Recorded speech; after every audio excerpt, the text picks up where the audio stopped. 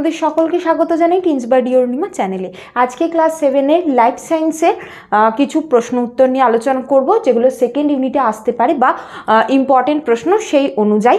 তার আগে এই যে সেকেন্ড ইউনিটে লাইফ সায়েন্স পার্টটা থেকে কত নম্বর আসছে এবং কি কি ধরনের প্রশ্ন তোমরা পেতে পারো সেগুলো নিয়ে আগে একটা দেখে নিই যে সেই কি ধরনের প্রশ্ন আসতে পারে। প্রথমটা হলো 1 মার্কের এমসিকিউ আসতে পারে, মানে এক্ষেত্রে তোমরা দুটো অপশান পাবে, এমসিকিউ এর দুটো প্রশ্ন পাবে, সেখান থেকে যে কোনো একটা করতে হবে। তাহলে এক্ষেত্রে 1 মার্কের একটা প্রশ্ন করতে হচ্ছে, এখানে 1 মার্ক পেলে 2 দাগের যে নম্বর মানে 2 দাগের যে প্রশ্নগুলো থাকবে সেক্ষেত্রে তোমরা প্রশ্ন পেতে পারো, ঠিক ভুল পেতে পারো, বিসদৃশ্য সদৃশ্য পেতে পারো, শূন্যস্থান পেতে পারো। এগুলোর মধ্যে দুখানা থাকবে, মানে দুখানা প্রশ্ন থাকবে, 2 দাগের মধ্যে দুখানা প্রশ্ন থাকছে, এই দুটোর মধ্যে একখানা করতে হবে, মানে তাহলে এখান থেকেও 1 মার্ক তোমরা পেতে পারো। তারপর হলো 3 মার্কসের প্রশ্ন থাকে, এখানে সাধারণত পার্থক্য বা প্রশ্ন এগুলো আমরা আশা করতে পারি। এক্ষেত্রে পুরো 3 নম্বরের একটা প্রশ্ন থাকতে পারে বা ভাগ থাকতে পারে। 2 মার্কসের একটা প্রশ্নের সাথে 1 মার্কের একটা প্রশ্ন থাকতে পারে, মানে 2+1, বা 1 মার্কের একটা প্রশ্নের সাথে 2 মার্কসের একটা প্রশ্ন থাকতে পারে, মানে 2+1 বা 1+2 এই হিসাবে আমরা এখান থেকে প্রশ্ন পেতে পারি। তাহলে মোট প্রথম 1 দাগের থেকে আমরা 1 নম্বরের মানে 1 নম্বর পেতে পারি, 2 দাগ থেকে 1 নম্বর পেতে পারি, 3 দাগ থেকে 3 নম্বর পেতে পারি, টোটাল করলে হয় 5। মানে তোমাদের যেই সেকেন্ড ইউনিট সেক্ষেত্রে যে সায়েন্সে মোট যে মানে টোটাল ফুল মার্কস হলো 25, সে তার ভিতর থেকে 5 আসতে পারে, 5 নম্বর আসবে লাইফ সায়েন্স থেকে। এবার এই 5 নম্বরের মধ্যে কি কি জাতীয় প্রশ্ন আমরা পেতে পারি সেটা নিয়ে আগে দেখে নিলাম। কেন এটা দেখে নেওয়া, তার ফলে শূন্যস্থান বা এই জাতীয়গুলো আমাদের পরীক্ষার সময় প্র্যাকটিস করতে সুবিধা হবে। আচ্ছা, এবার থেকে ক্লাস 7-8-এর এই জাতীয় প্রশ্ন উত্তর নিয়ে আমি আসবো এবং এগুলো নিয়ে আলোচনা করব, যাতে তোমাদের সেকেন্ড ইউনিটে কি জাতীয় প্রশ্ন আসতে পারে বা ইম্পর্টেন্ট প্রশ্নগুলো তোমরা বুঝে যেতে পারো। পরীক্ষার আগে অনেকেই আমাকে সাজেশনের জন্য রিকোয়েস্ট করো। সাজেশান ওরমভাবে গোটা চ্যাপ্টারটা থেকে যখন সাজেশান দেওয়া হয় তখন অসুবিধা কোন ক্ষেত্রে, যখন তোমরা গোটা ভিডিওটা ধরো পুরোটা দেখছো না বা তোমাদের একটা প্যানিক হয় যে এত প্রশ্ন কিভাবে পরীক্ষার আগে তৈরি করব, সেই জন্য এই যে প্রশ্ন উত্তরগুলো আলোচনার মাধ্যমে কিন্তু তোমাদের এই চ্যাপ্টারটা রেডি হয়ে যাবে, মানে লাইফ সায়েন্সের এই পার্টটা রেডি হয়ে যাবে। এইভাবে ক্লাস 7 এবং 8-এর লাইফ সায়েন্স, ফিজিক্যাল সায়েন্স এই দুটো পার্ট নিয়েই আলোচনা হবে এরপর থেকে। আজকে চলো শুরু করা যাক। আজকে যে প্রশ্ন উত্তরগুলো নিয়ে এসেছি সেগুলো দেখে নাও। এখন আসি প্রশ্নে। প্রথম যে প্রশ্ন সেটা হলো 1 দাগের যে প্রশ্নগুলো, সেটা হলো সঠিক উত্তর বেছে লেখো, যে কোনো একখানা লিখতে হবে, মানে এই 3টের মধ্যে যে কোনো একখানা লিখতে হবে। প্রথমটা হলো সূর্যের আলো 12 ঘন্টার কম স্থায়ী হলে কোন উদ্ভিদের ফুল ফোটে?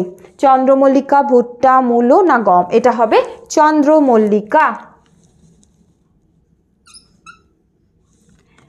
তারপরে যে প্রশ্ন সেটা হলো গর্ভাশয়ের ভেতরে ছোট দানার মতো অংশগুলিকে বলে পরাগরেণু, ডিম্বক, গর্ভদণ্ড না গর্ভমুণ্ড? সেটা হলো ডিম্বক, যেগুলো পরে কিসে পরিণত হয়? বীজে পরিণত হয়। মানে নিষেকের পর এই গর্ভাশয়টা ফলে পরিণত হয় এবং এই ডিম্বক বীজে পরিণত হয়। নেক্সট প্রশ্ন হলো ভ্রূণাক্ষের নিচের অংশটিকে বলে বীজপত্র, ভ্রূণমুকুল, পর্বসন্ধি না ভ্রূণমূল? এটা হলো ভ্রূণাক্ষের যে নিচের অংশ সেটাকে বলে ভ্রূণমূল, আর ভ্রূণাক্ষের ওপরের অংশটাকে বলে হলো ভ্রূণমুকুল। তারপরের প্রশ্ন হলো নিচের প্রশ্নগুলির উত্তর দাও, যে কোনো একটি লিখতে হবে। প্রথমটা হলো শূন্যস্থান পূরণ করো। পেনিসিলিন ও সেফালোস্পোরিন এই জাতীয় ওষুধের অণুরা ব্যাকটেরিয়ার ড্যাশ তৈরিতে বাধা দেয়? পেনিসিলিন ও সেফালোস্পোরিন এই জাতীয় ওষুধের অণুরা কি করে? ব্যাকটেরিয়ার কোষ প্রাচীর তৈরিতে বাধা দেয়। তাহলে এটা হবে কি? কোষ প্রাচীর। এবার দেখো, কোষ প্রাচীর যেই সঠিকভাবে তৈরি হবে না, কি হবে? কোষের ভিতরের চাপেই ওই যে ব্যাকটেরিয়া সেগুলো ফেটে যাবে, ব্যাকটেরিয়ার কোষগুলো ফেটে যাবে। তারপরেরটা হলো ছোলা বীজপত্রের কাজ কি? ছোলা বীজপত্রের কাজ হলো, বীজপত্র মানে ওর ভিতরে যে ভ্রূণ সেটার জন্য খাদ্য সঞ্চিত থাকে। তাহলে ছোলা বীজপত্রের কাজ হলো যখন অঙ্কুরোদ্গমের সময় ভ্রূণকে বা শিশু উদ্ভিদকে খাদ্য সরবরাহ করা, যাতে সে অঙ্কুরোদ্গম হয়ে সেখান থেকে নতুন উদ্ভিদ হতে পারে, সেজন্য খাদ্য সরবরাহ করা। পরের যে প্রশ্ন সেটা হলো 3 ও 4টি বাক্যে উত্তর দাও, যে কোনো একটা লিখতে হবে। 3 নম্বরের প্রশ্ন, যে কোনো একটা, মানে এই দুটোর মধ্যে যে কোনো একটা। প্রথম যে প্রশ্ন সেটা হলো একটা সজীব লোহিত রক্তকণিকাকে হাইপারটনিক দ্রবণে রাখা হলে এর কি পরিবর্তন ঘটবে।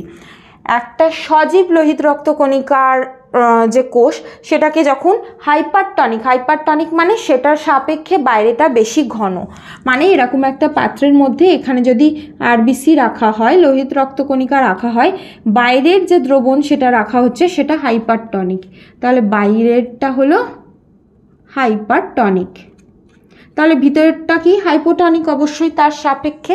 তাহলে কি হবে, অভিস্রবণ প্রক্রিয়ায় ভিতর থেকে বাইরেতে জল বেরিয়ে যাবে, তার ফলে এই যে লোহিত রক্তকণিকাটা সেটা মানে কুঁচকে যাবে বা সংকুচিত হয়ে যাবে। তাহলে এক্ষেত্রে কি হচ্ছে, অভিস্রবণ প্রক্রিয়া, এক্ষেত্রে অভিস্রবণটা বহিঃ অভিস্রবণ, মানে ভিতর থেকে বাইরে জল বেরিয়ে যাবে। ঠিক আছে, তারপরে হলো তুমি যে কাগজে লেখো তা কি দিয়ে তৈরি, তা উদ্ভিদের কাণ্ড দিয়ে তৈরি। তারপরের যে প্রশ্ন সেটা হলো কোন কোন জীব অন্য গাছের মূলে বাস করে, এতে আমাদের কি সুবিধা হয়। দুই রকম আছে, একটা হলো রাইজোবিয়াম, এই রাইজোবিয়াম সাধারণত শিম্বগোত্রীয় উদ্ভিদের মূলে বাস করে, আর দ্বিতীয় হলো পাইন জাতীয় গাছের মূলে বাস করে মাইকোরাইজা।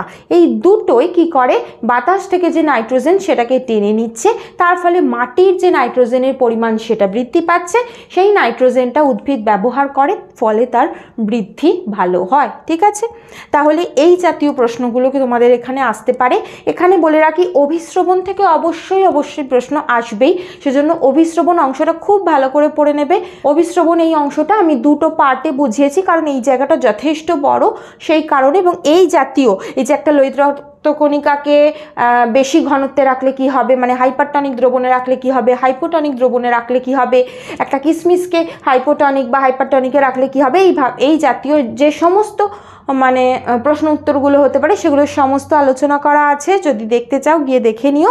খুব ভালো করে কিন্তু এই জায়গাটা পড়তে হবে। আর দ্বিতীয় যে প্রশ্ন সেটা হলো এই যে কোন কোন জীব অন্য গাছের মূলে বাস করে, কি কি উপকার করছে, এই জিনিসটাও কিন্তু যথেষ্ট গুরুত্বপূর্ণ। আর লাস্ট হলো এই জায়গাটা, এই যে মানে কোন পদ্ধতিতে এই যে আমাদের শরীরে যে বিভিন্ন ব্যাকটেরিয়া বা রোগ জীবাণু ঢোকে সেগুলোকে মেরে ফেলা হয়, এবং সেগুলো আমাদের শরীরে গিয়ে কীভাবে কাজ করে, মানে যে আমরা ওষুধগুলো খাই, এই জায়গাটা খুব ভালো করে তোমরা পড়ে নেবে। ঠিক আছে, খুব গুরুত্বপূর্ণ এই তিনটে প্রশ্ন, এটা আর এটা। আশা করি এই প্রশ্নগুলো তোমাদের কাজে লাগবে। যদি কোনো প্রশ্ন থাকে কমেন্ট করো, আর তোমরা এই ভিডিওটাকে লাইক করো, বেশি করে শেয়ার করে দিয়ে সাবস্ক্রাইব করো। Thank you.